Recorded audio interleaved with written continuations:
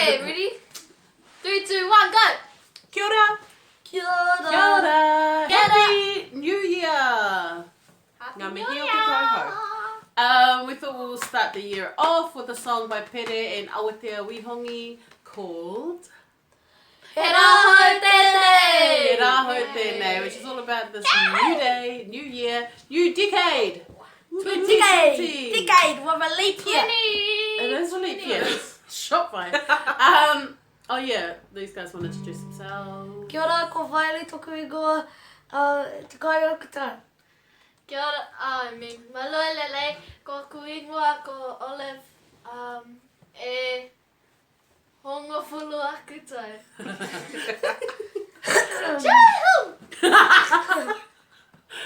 Hearty fruit salad. Hard. Yes. All right. Should we actually sing the song? Yes. Okay.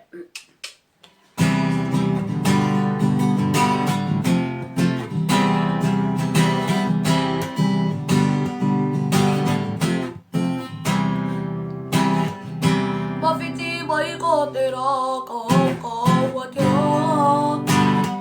He raho TÄNEI ka hura.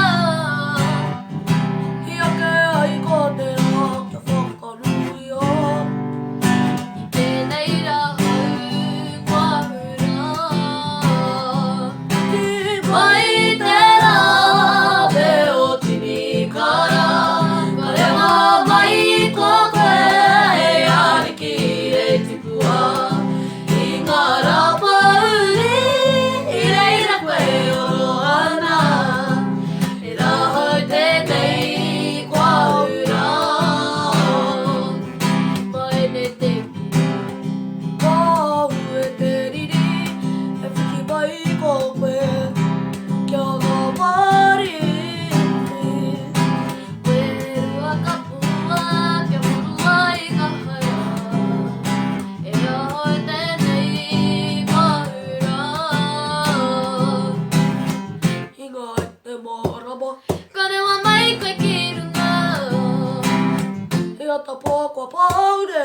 E raho TÄNEI ka hura.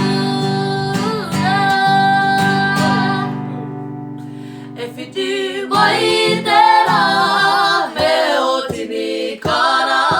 Ka rewa mai ko koe e ariki e tipua. Ki ngā rā pauri, i reira koe oro ana.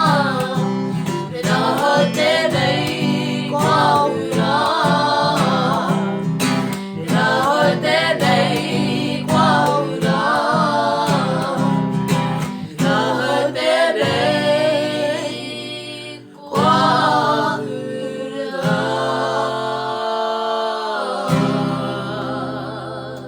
Ka ki te aro. Ka whasai fua.